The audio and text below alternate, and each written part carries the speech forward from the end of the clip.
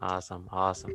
Yeah, my name is Francisco Sebastian. I am the founder of Six Keys, working on being at the forefront in smart cities. My co-host Casey.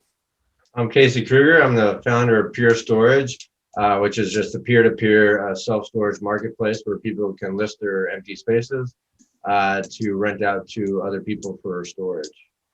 And today on our special podcast number 6, we have Roberto. Roberto, how are you? Hey, how are you guys? My name is Roberto, and I'm the founder of Celebrate. I'm currently working in several projects. Right now, I think the one that called Francisco's attention, and which I think it should still be talked about, is the one regarding the COVID testing. So not necessarily COVID like contact tracing, but more about increasing the accuracy of the exams and then making it easier for people to understand as well. Okay. And are you a hardcore developer? Like, did you start developing at a young stage, and that's why you're working on all of these projects?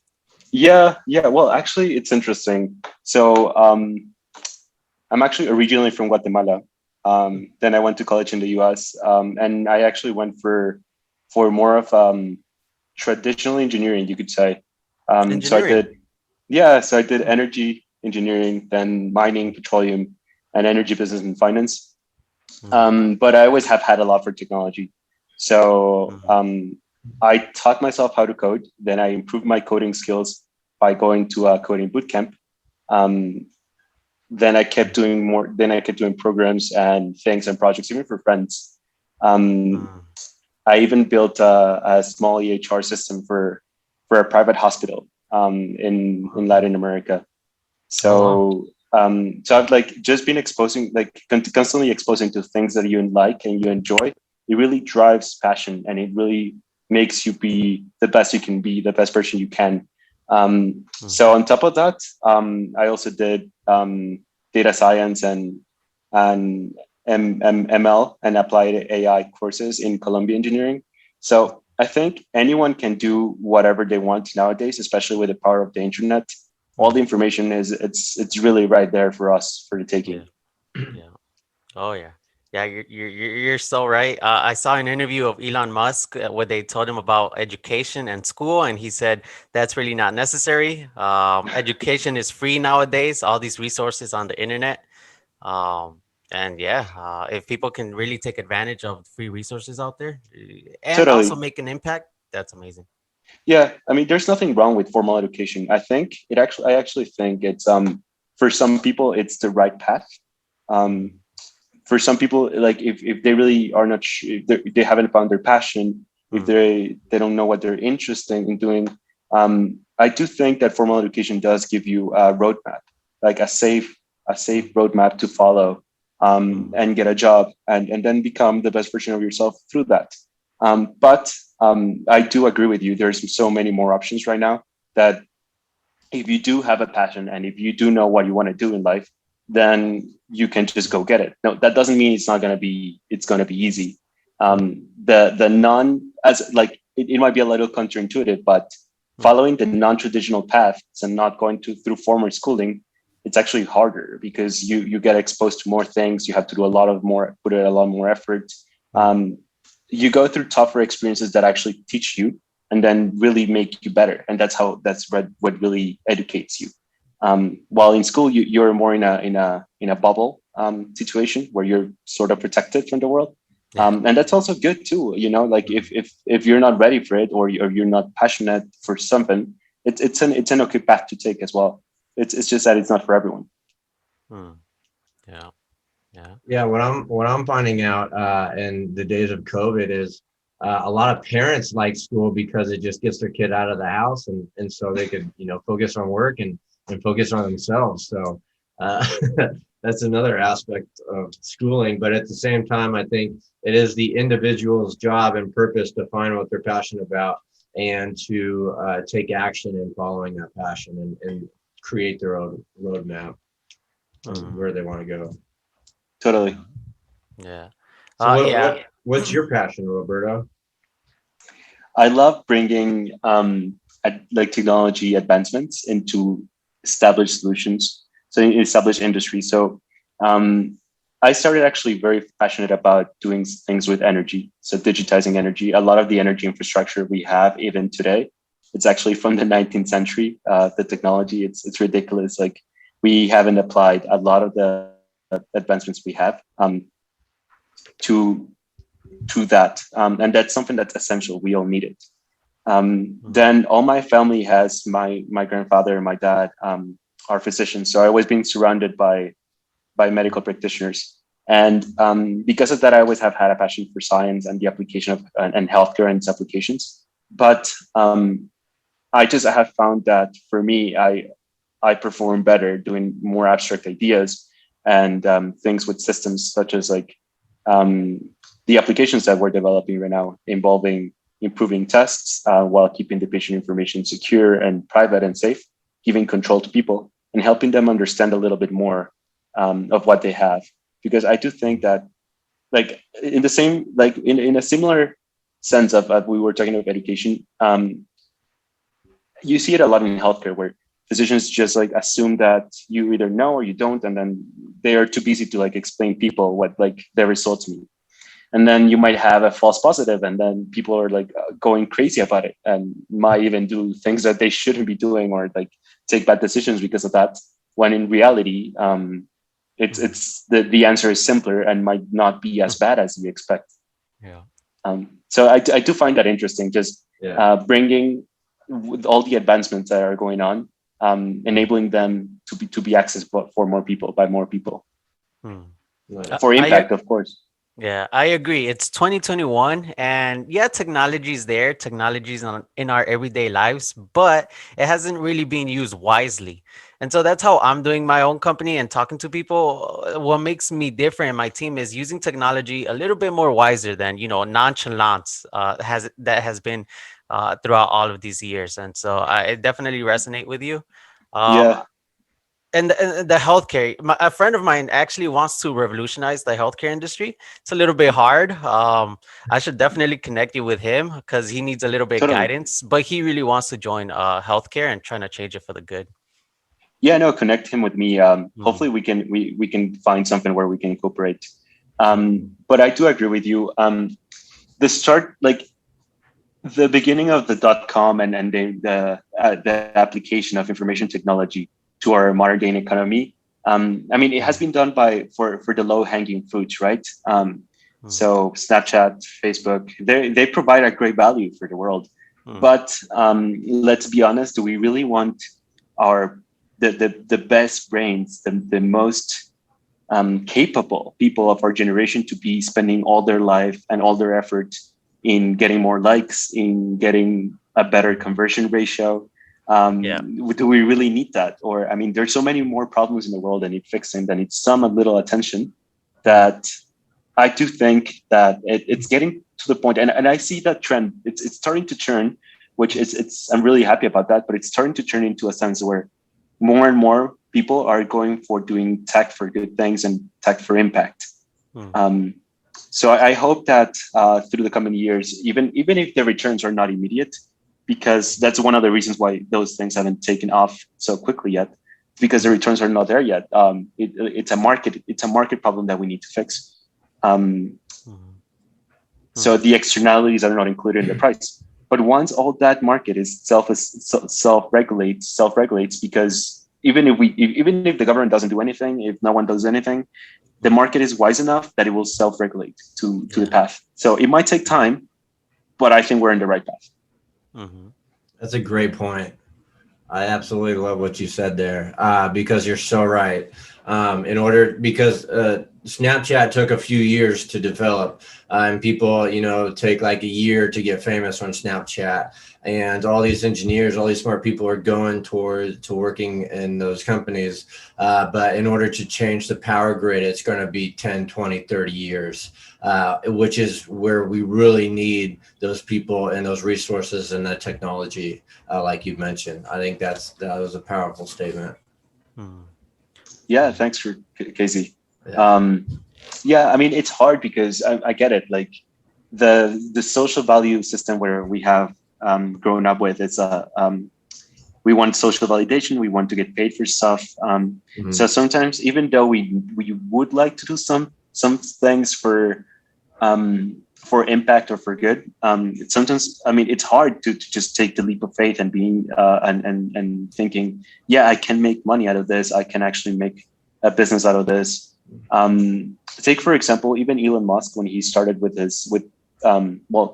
well, he bought Tesla, and when he started with SpaceX, no one believed in him, and he went through some really rough patches.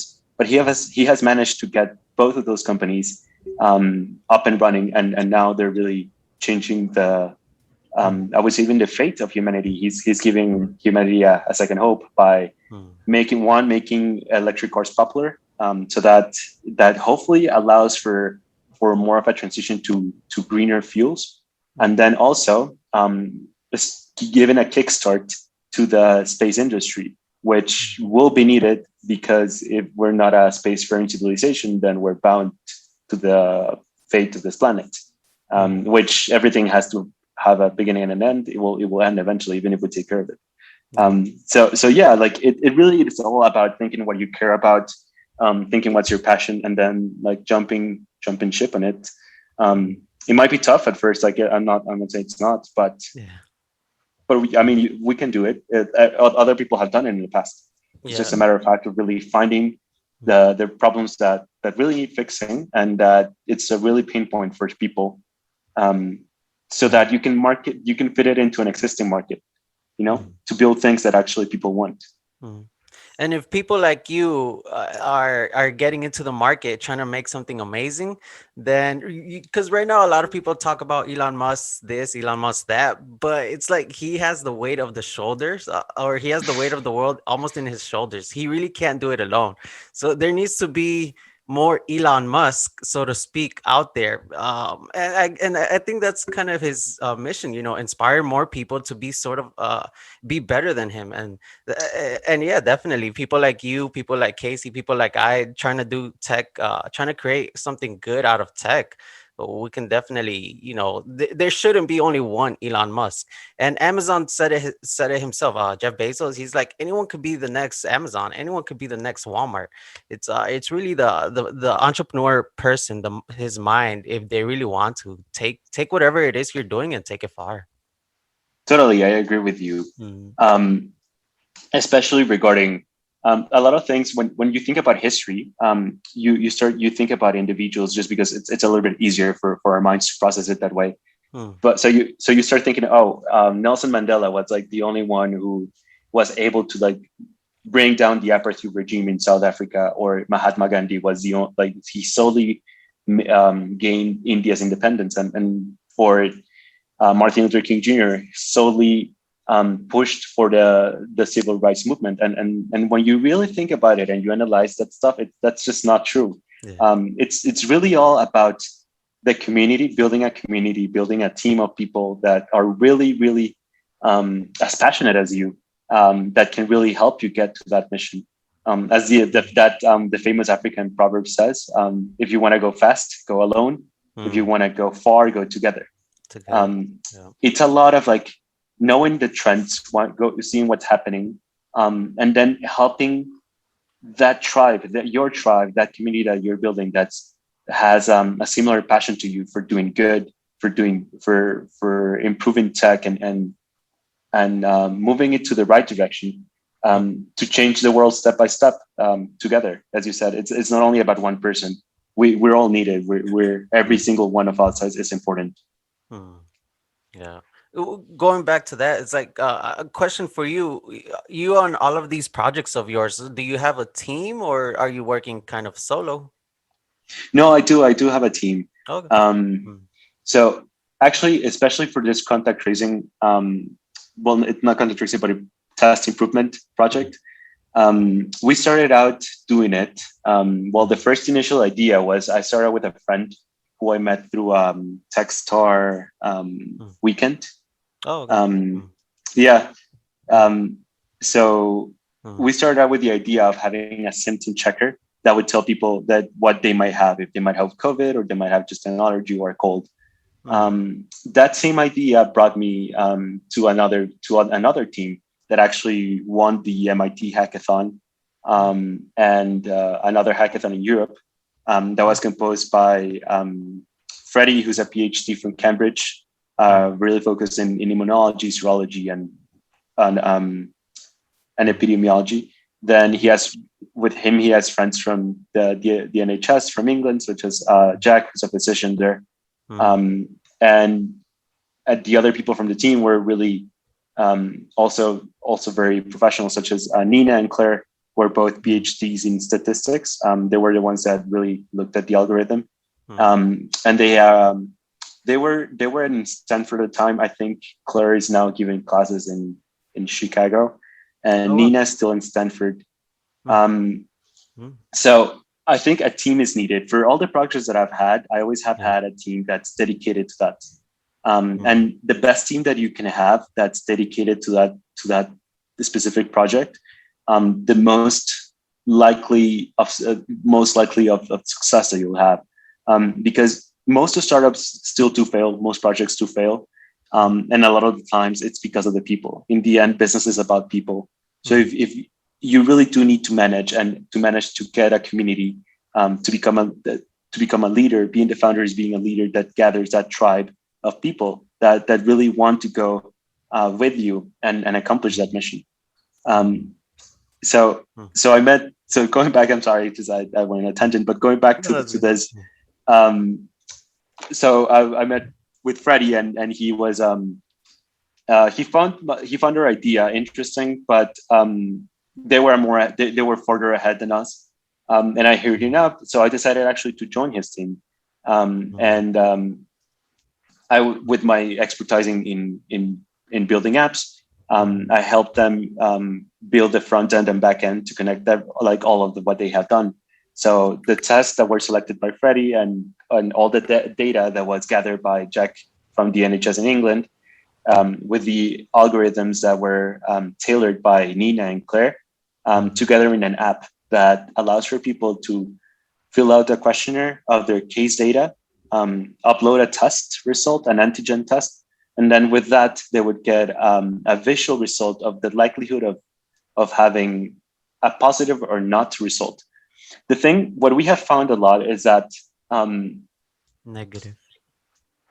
Well, a lot of the people, yeah, positive or negative. A lot of the people actually have false positives or false negatives, especially with all the testing going on. And it's very annoying to get tested sometimes because you have to go to places to do it.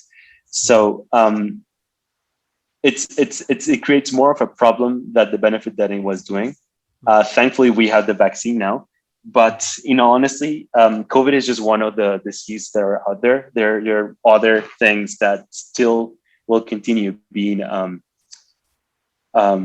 endemic diseases, such as influenza that we have it every year, such as Ebola in Africa, or just people that have chronic conditions that need constant checkup. So for those people, we were trying to make it easier by allowing them to have home tests. So home rapid tests where they would be able to check if they have certain diseases or how's their blood sugar levels or their cholesterol levels, or even take it as easy as like if they're pregnant. People should be able to get those tests, to buy them over the counter, and then with a questionnaire have the help that a physician would give you in helping you understand those results. So what the questionnaire does is that it takes all the data that you answered, it compares it to the data that we have gathered from cases from public data, such as the NHS in England. And then we correlate those results. So that would actually reconfirm that the result that you have is actually what you should expect. And that will give you more tranquility and push you to take action sooner if you need to, or not, to not over exaggerate from just a test that might be faulty. Okay. So it sounds like this is amazing. It sounds like this can actually be a startup that even after COVID, you can actually solve many problems, like you said, chronic disease, birth, and other problems in the world. So yeah, that's the intention. That's what we're looking to do.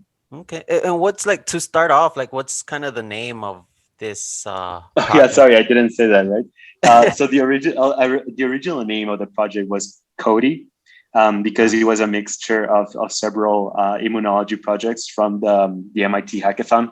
But the name now it's actually Incognimed, because we believe in keeping all this data private and in the hands of patients. So they will be the ones that decide to order the tests. Hmm. That through our app, we'll be able to hold those results to keep record. If they have vaccines, they will have a record of that. If they're getting checkups, they would have a record of that, and they will be able to share it with their practitioners if they want to, or with their boss if their job requires it, or they're applying for a job, or if they're athletes. But they like it won't be publicly available. It would be extremely private and in the control of the patient. Okay, okay. Yeah, that's phenomenal. Yeah, That's yeah. that's pretty So wild, crazy. But like you said, tech for good. You're off to a good start to kind of disrupting the health industry. So that's yeah, that's where if I can, I want to connect you with a friend of mine that wants to do Totally. something. Yeah. But yeah, it's Yeah, no, let him know that I'm into getting into space. It's a tough industry, I'm not gonna lie. There's a lot oh of yeah, regulation. yeah. In medical, in the electronic medical records field, there's really big players such as Epic and Cerner that have pretty much the entire industry already. And then you have big tech coming into it, like Apple and Google, that are also going into it. Yeah. But I do think that if you're passionate about something, if you focus on something, if you get the right people, then you can build a better solution for that niche and then grow from that. Because it's all about people in the end. Business is all about people. Who builds it, who uses it, and really solving a problem for them. Yeah. Yeah. how are you building trust between your customers? Because you are storing their health data, right? So Yeah, how are you kind of building that trust between your customers before you get them to sign on and take the test? yeah, no, that's a tough one. But we do keep we're transparent in saying that I mean, when we follow GDPR, we follow HIPAA. For things like the COVID test that we did as a project, we actually didn't have any identifiable data. People could just take it. We really wouldn't know who they were, like at all. We would just allow them to take it and provide a result. For Incognimed, it is important to have an identity because that's actually what's going to allow you to store those records. But that identity and all those records will be kept private, and it will be only for those viewers to be seen and control, of course, because if they want to share it, they should be able to, but they don't have to, and we won't do anything with that data.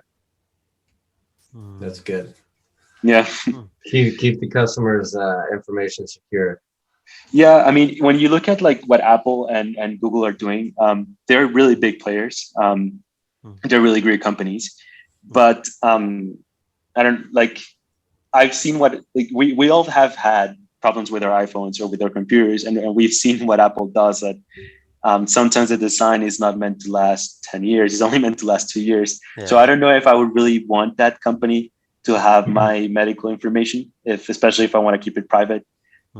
Or same thing with Google. I mean, if you have a Gmail account, maybe you'll like do browsing for, I don't know, like rugby balls, and then you'll start getting ads in your Gmail saying like, oh, there's a rugby match happening like in 2 weeks. So I also wouldn't Yeah. really want that for my medical records. So that's why I do think that it is very important for companies and people to like really find what their mission is. I think unfortunately, because as Francisco said, there hasn't been enough people like that have really like go and try to do stuff. These companies have been growing maybe a little too much, not because they're evil, because they're not evil. It's just that they see the need, and they are like, okay, someone needs to do it. So if no one is doing it, then we might as well try to help them somehow. Yeah. But that's, I mean, it's more of the fault of us entrepreneurs that we haven't really gone through this for it, and really get that traction and build those solutions that really fit into that ecosystem. That's what has really led to these companies becoming huge, and then all the other issues that we're aware about. Yeah.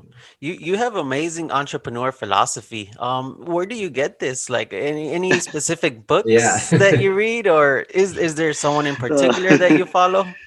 um, well, yeah, I mean, I always knew I always been like a very free thinker. I read a lot of books. I think the Mm, more books you read regarding entrepreneurship, regarding leadership, regarding even just history, it will teach you a lot. yeah.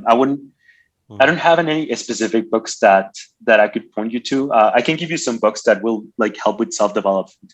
mm, That's like good. I was really into self development growing up, and I think that really helped build my life philosophy, which I do apply as my entrepreneurial philosophy as well. Still, so Mm, things like if you have read the 6 Pillars of Self Esteem, that's a really good book um, mm, by Nathaniel Brandon, I think that's his name. mm, Then the ones from Napoleon Hill are pretty good, like Outwitting the Devil or mm, Think and Grow Rich. mm, Even things like The Secret, or As a Man Thinking. mm, It really teaches you the power of how your thinking shapes reality, um, mm, and shapes your perspective, and really like drives change, drives even your fate and the fate of the world. mm, We're actually very powerful creatures because we yeah. are the universe itself becoming conscious of itself. So our brains, our thoughts actually do have the power um, of changing things that we see wrong with the world, Mm, and that's why it's almost a responsibility for us to wake up, and then take action and fix this stuff that we don't like. You know. yeah. Yeah.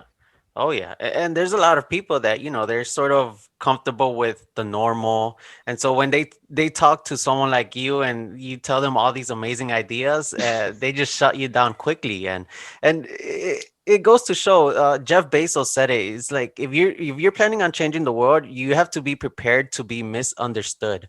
You're gonna be a lot of people. You're if you're thinking way too out of the box, which is good. Uh, yeah, a lot of people are not going to understand and they're just going to shut it down quickly. But as long as that doesn't stop you, you continue to work on amazing things. Yeah, it's awesome. Totally. I mean, it's understandable. I mean, it's hard to go after Oh, out sorry. of your box or of your thinking. Um, it's tough, and like I wouldn't judge people that can't see it. I would even um, think more of it being my fault and thinking I'm not delivering the message well, Mm, because I even want those people to be my users. I want them to be my clients. I want them to be my supporters. So it is understandable that not everyone. I mean, not everyone's going to like you. Not everyone's going to be your target market. But mm, you also have to understand that as an entrepreneur, you are the one who's building your own roadmap. You're the one who really has to have the most passion, the most faith in yourself, mm, and then also learn how to communicate, to be a leader. Learn even how to at least create some sense of interest, mm, or for people that might be um, not that haven't been exposed enough to these ideas, that haven't had the opportunity yeah, that we have had, then at least let them think a little bit and be like question things. I think for me, if I find someone that hasn't had the exposure that I've had to entrepreneurship, or the ability to build innovative products, just having them question yeah, things, I think that for me is a success. mm, yeah. Oh yeah, I agree. Yeah. Yeah, as entrepreneurs, we're the most out of this world, crazy, weird people. Yeah. Like Think about just, coming up with a computer before computers, or even the technology is even there. People were like, what the hell are you building? But then, Steve Jobs did it. And he was shut down quite a few times for it. Now look where we're at. We're talking through our computers. Yeah. Yeah, no, you're right. Yeah. No, when they started out with computers, I remember reading about an interview that they were doing to the founder of IBM, and he was asked, "So what do you think? Do you think how big do you think the market is for this?" And his answer was, "Well, I think there's a market for potentially 5 computers in the world. I think there's a little bit more of 5 computers now." Yeah. So yeah, I agree with Casey. Mhm. Sometimes like things can go to a reach that you can't even imagine, Mm, but Mhm. you have to believe in it. You have to be passionate about it, Mhm. and keep on going through it. That Yeah. doesn't mean like not seeing the feedback that the market is giving you, because you like to be successful. You have to keep that passion. You have to keep that dream, that guidance, but also constantly be receiving feedback so you adapt to what's really there in front of you. Mhm. Yeah, it's a little bit of both, because feedback is good, but at the same time, you can't listen to it too much, or else you won't establish your vision, and you won't move towards your vision. You'll just do what people kind of think you want to do, but those people don't share the same vision as you have, Mhm. And so if you have this vision about, I'm going to make Yeah, the best computer in the whole entire world, and these people don't even know what a computer is and know how it could function and how it could work, then you're just going to get the worst feedback all the time. So Mhm. it's you have to listen to it, but at the same time, you still have to move towards your vision, and kind of it's like a game of taking both information and then just drive into what you envision the world to be. Yeah. true. Yeah. Yeah. Going back to like what you said, they interview IBM. There was also another interview when Steve Jobs had the idea to create an iPhone. They interviewed the CEO of Microsoft at the time, and they told him, what's the market for a smartphone? And he said, there's no way. And there you go. So even top position people, they sometimes they don't really see the future. So it's like if an entrepreneur just beginning happens to talk with another CEO, in a lucky coincidence, and he tells you it can't be done, like you said, it's really the entrepreneur, the mindset. If he really thinks it could be done, he or she thinks it could be done, and you approach some top level position and they tell you no, you gotta strive for it and I agree, but I would grind. say, I mean, I would say like they do have a lot of these times. Um, they are very much in, like focused on their work, and they see the world from what they're used to. So Yeah. that also becomes a paradigm. So even if it's the most revolutionary company, if that's what they've been doing and that's what they do every single day, that still becomes a paradigm, that becomes a norm, something that becomes like a rule. So it is hard sometimes to to break those ideas. And it's not only it's not only a thing of not having a vision, but it's also a thing about ego. It's Mm, about mm, being humble enough to receive feedback and know when it's right and when it's not, Yeah. but also being humble enough to know that you might be wrong. You might, mm, even if you're even if you are the CEO of the most revolutionary company out there right now, you mm, still might be wrong about some things. mm, So that's why it is important to give people credit for what they're doing, and give them that respect, and for their, especially if they have a track record of things that they have done, because they have shown you that they have what it takes to do it. But also keeping humble and keeping an open mind of that mm. things might change or might be different than what you expect it to be. Yeah. Yeah. You as a founder, you can't really think of everything yourself. So it's great to be with good people, create a good team. And yeah, right now, since I'm just starting with my own tech startup, I'm not too worried about what to create, the technology behind it. Right now, I'm worried about getting the right people, getting good entrepreneurs, getting people that strive for success and that are kind of hungry. to make something great. Technology that comes second, but yeah, first get the right team members. Roberto, what are some of the strategies that you use to find good team members that you really gel with? Mm. I would say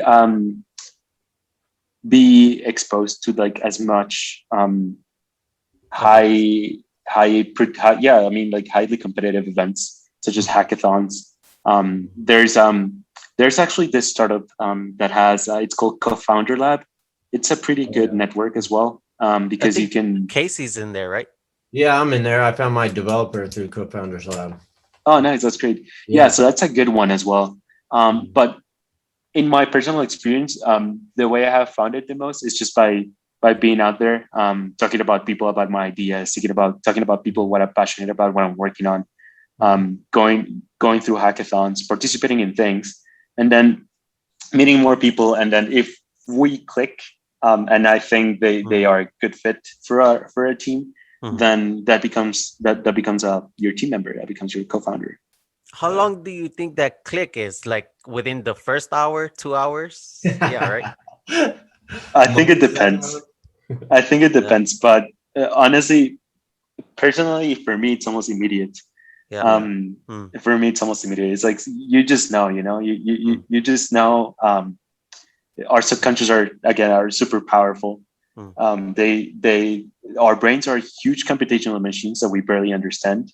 And they know, like they know what you want. Like I mean, I guess we know what we want, even in a subconscious level. So if you just like listen to yourself, to your intuitions, I think you get a feeling of if that person is a right fit for you or not. And it might be at times that you might have to do a little bit of an effort to get someone that you might not like as much, but you know that will be great for your team, to include them as well, and know that for you to keep on building this, it will be a little bit of an effort, but that they are critical for your mission. And in the end, what's the most important is your mission. So as long as we and everyone in your team is all aligned in that mission and that passion, I think that would work. I think that should work. Yeah, perfectly stated. Yeah, I 100% agree with that. The reason I asked that because I have strong feelings about HR companies and the HR. HR of today is just horrendous, horrible. That's not really how you recruit amazing people, just by looking at resumes, just by looking at LinkedIn. I'm with you. How you know someone's a good fit to be in part with you and your startup is kind of within the first hour interacting, and bada bing, bada boom, you have a good team member. So I like startups that are trying to disrupt the HR industry too. So hopefully I get one of them in this podcast, because HR is something else. Totally. Yeah. I don't know much about it, but I do agree with you with the sense that it has become to a point where people have just become numbers. That like it's not people anymore. I don't blame companies. They have like it's huge operations. They need to like systematize it somehow. But yeah, it might not be the most effective way of doing it. There might be a better way. Yeah, definitely. Yeah. Well, awesome. It was amazing speaking with you. I knew you would be an amazing guest in this podcast. That's why I reached out to you. And yeah, like I said, clicked within the first five tweets. Within the first five tweets, I knew you were something else. Yeah, thank you, Francisco. It was great to meet you, as well as you, Casey. Yeah, this is a very, very informative interview or podcast for Roberto. Thank you. I had one more question though. Let's go in the future, like 40 or 50 years. You're very old. You're about to die. What type of positive things have you changed within the world, and what's your vision for your change as a human to change all of human for on Earth, I guess? Yeah, that's a good question. Well, first of all, I do aspire to have, and that has been one of my biggest fears in life.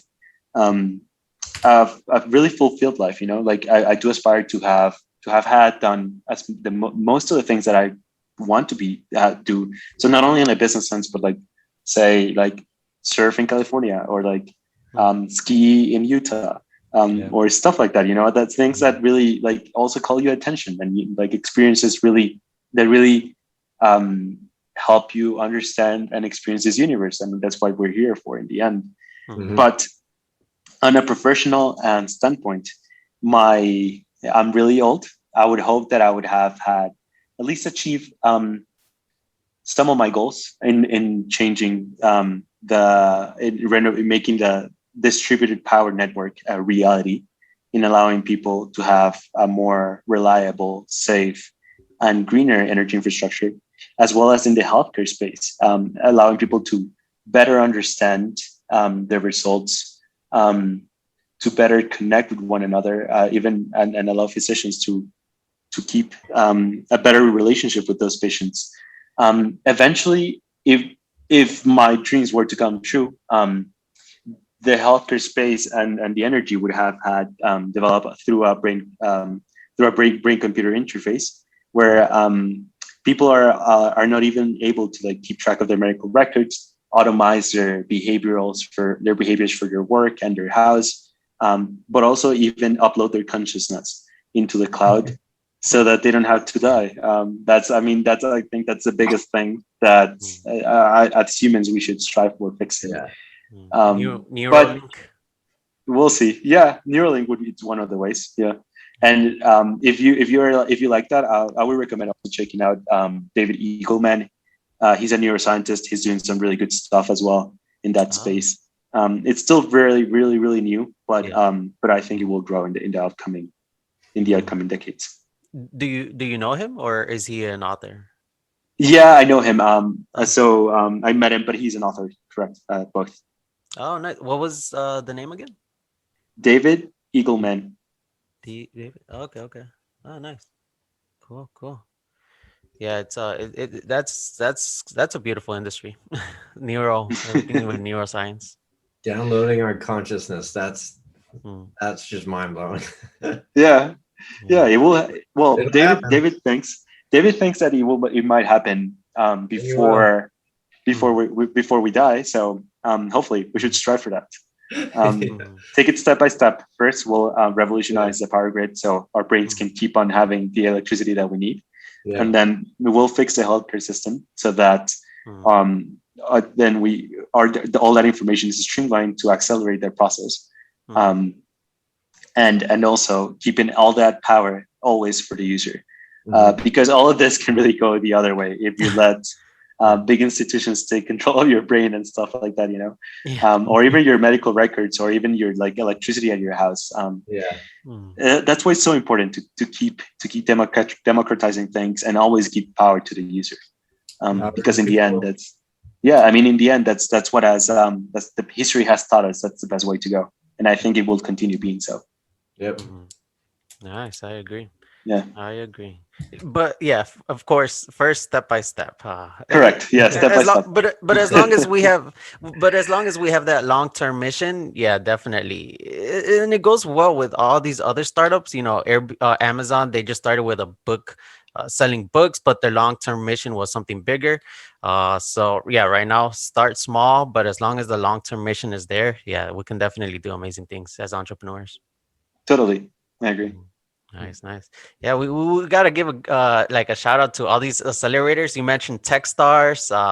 All these accelerators are actually bringing. It used to be where pre-COVID you gotta meet people in person, but all of these other accelerators they got into the virtual world, and so that's how we kind of meet each other. You Roberto, you said you met your team through Techstars program. I've met my co-host Casey through Y Combinator. They have a virtual startup school, and so all of these big startups, they're actually doing a lot of things for up and coming entrepreneurs. So that's amazing. No, I agree. I'm actually going through Founder Institute right now. It's really good. I recommend it. There's really great mentors there. Casey had a question about Founders Institute, right? Oh well, you can ask me. Should it? Oh, I was actually in it. Okay. This last round, but I due to some other stuff I had to drop out. But I'm planning on going to the Seattle one here in March 31st. Oh, cool. Yeah, no, it's pretty good. I think the mentors are great. They're great people that really care about the students, I would say, the and funders. Mm. So it's a good one as well. Yeah. Yeah, no, I was excited that they're doing it more city by city. So I'm going to join the Seattle one so I can kind of network with more founders around this area. Mhm. Totally. Yeah. It's awesome. I'm from Chicago. Where are you from, Roberto? New York or? No, I'm actually, well, right now I'm in Guatemala because that's where I'm originally from. Oh, But no way. so Oh. yeah, so like a lot of the companies, a lot of the teams are remote. Uh-huh. So the companies are based in Miami, just because that's that's like my second city. Mm. We've been going through there. Like, oh, my grandmother used to have an apartment there. We used to go there all the time. Mhm. Then for college, I did go to the Northeast. So a lot of my friends, like best friends, are actually still live there. Mm. But no, I'm actually from Guatemala. I'm still in Guatemala. You know? Oh, nice. Do you Yeah. vlog? I would love to see your vlogs in Guatemala. I think so. Yeah, I think people blog. Mm. But I would need to I would need to find it and then send it your way. Just because I'm more focused on tech. So Yeah, I don't. That's not really yeah. like geographically Mm. focused. But yeah, I think there's some out there. Nice, nice. Yeah, I've never been there, but I do know it's a beautiful place. But yeah. Yeah, it's nice. Yeah, if you post pictures on Twitter, I like those pictures. Okay, we'll do. We'll do. I'll I'll keep it in mind. retweet it. I'll retweet it. Sounds Nice, good. nice. Well, awesome. Yeah, thank you, Roberto. This was an amazing episode. A lot of our listeners are even if they're not entrepreneurs, but thinking of becoming an entrepreneur, you give a lot of good insights. Great So insight. hopefully it encouraged them more. And yeah, we can't change the world by ourselves. We need the more people, the better. And so yeah, the Totally. more people that think crazy, the more people that think differently, the more people that think innovatively. Hopefully we can change the world together. So yeah.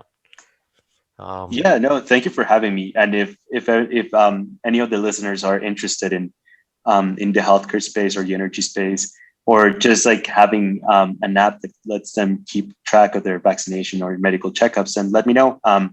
I'll have you in the mailing list and give you weekly updates about it. Cool. Awesome. Yeah, I'll Awesome. Will definitely do, post it on Roberto. social media where to reach Will me. do. Yeah. Totally. Awesome. Thank you very much, Roberto. Thank you. Better. Yeah. Have a Appreciate good it. Better weekend. meet you guys. Yeah.